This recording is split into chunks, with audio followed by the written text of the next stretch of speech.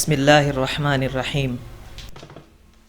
آج کل ہم ایک لفظ کو بار بار سن رہے ہیں اور صبح شام تقریباً اس لفظ کو ہم سن رہے ہیں، corona virus corona virus corona virus. لیکن کرونا وائرس کرنے والوں سے ہم اگر پوچھیں تو کرونا کہتے کسے ہیں، تو وہی لوگ ہوتے ہیں جو اس کے ناآشنا کا دعویٰ کرتے ہیں کہ ہم نہیں جانتے کہ کرونا وائرس کیا ہوتا ہے۔ اب اس میں مختلف لوگوں کی مختلف آراء ہیں۔ کوئی اس کو اللہ کے عذاب سے تشبیہ دے رہا ہے، اور یہاں تک کہ ہم نے تو سوشل میڈیا پہ ایسے لوگوں کو بھی دیکھا ہے، بعض لوگ کہہ رہے ہیں کہ جی یہ اللہ کی رحمت ہے۔ کیوں کہتے ہیں؟ جی یہ ایک وبا ہے، اس کے وجہ سے اگر کوئی شخص مر جاتا ہے تو وہ شخص اللہ کے ہاں شہید مانا جاتا ہے۔ تو حالانکہ یہ لوگوں کی آراء ہے، اس طریقے کا قرآن و سنت سے کیا ثبوت ہے؟ ویسے اس وائرس کی وجہ سے پوری دنیا کا عالمی سطح پر جو ایک ماحول بن چکا ہے وہ کسی سے چھپا ڈھکا نہیں ہے۔ ہم قرآن کی صرف 3 آیات سورہ طہ سے پڑھ رہے ہیں۔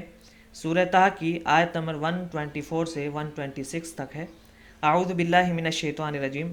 اللہ سبحانہ تعالیٰ نے ارشاد فرمایا وَمَنْ أَعْرَضَ عَنْ ذِكْرِي، جو ہمارے ذکر سے منہ موڑتا ہے، جو ہمارے ذکر سے اعراض کرتا ہے، جو ہمیں یاد کرنا چھوڑ دیتا ہے، جو ہمیں بھلا دیتا ہے، فَإِنَّ لَهُ مَعِيشَةً ضَنْكَ، ہم اس کے معیشت کو بہت تنگ کر دیتے ہیں، اس کو مالی طور پر ہم بہت کمزور بنا دیتے ہیں۔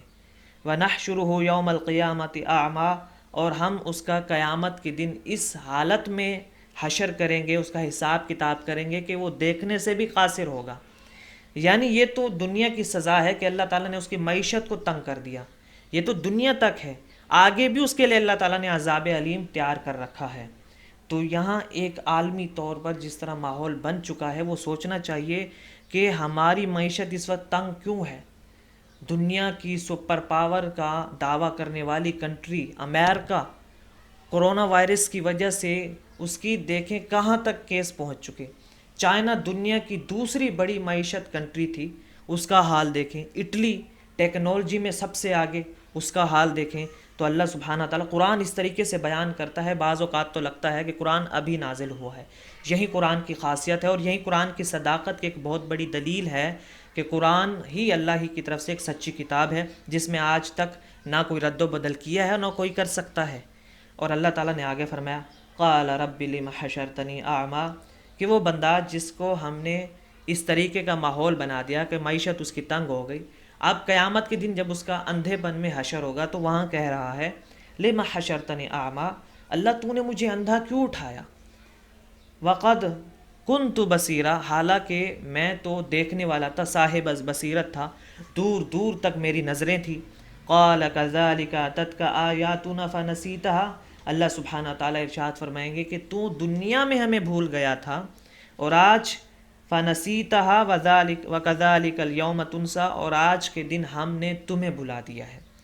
یعنی دنیا میں تم نے ہمیں بھلا دیا تھا، ہمارے ذکر سے منہ موڑ لیا تھا، آج ہم نے تمہارے سے منہ موڑ لیا ہے۔